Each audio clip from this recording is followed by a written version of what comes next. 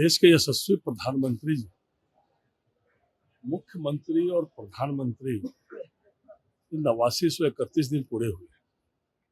पूरे देश में कोई भी राजनेता इतने दिन तक चुने हुए के हेड के रूप में कभी भी नहीं हुए। इन्होंने सिक्किम के माननीय मुख्यमंत्री चामलिंग जी 8930 दिन रहे और कल माननीय प्रधानमंत्री जी का 8931 दिन पूरा हुआ है।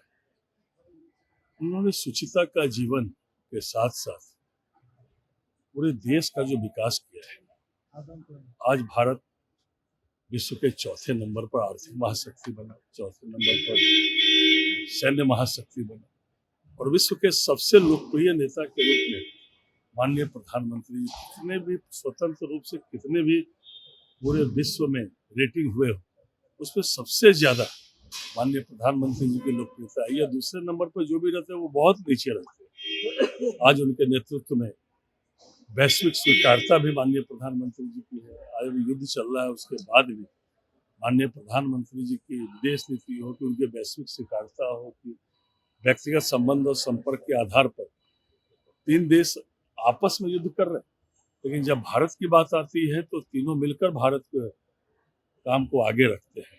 आज हम लोग गौरवान्वित हैं कि आज प्रधानमंत्री जी कल 8931 दिन अपने मुख्य भूमिका के रूप में पूरे हुए हैं। हम लोग उनको शुभकामना देते हैं और वो आगे बढ़े और यशस्वी जीवन जिए और ऐसे बिहार और देश को आगे बढ़ाए। ममता बनर्जी ने नरेंद्र मोदी को घुसपैठिया कहा। ममता बनर्जी जी की जो अहंकारवादी नीति है या उनकी जो संप्रदायवादी नीति, ये उनके व्यवहार से ऐसा झलकता है कि उनको महसूस होने लगा है कि वो अब बंगाल से जाने वाली है।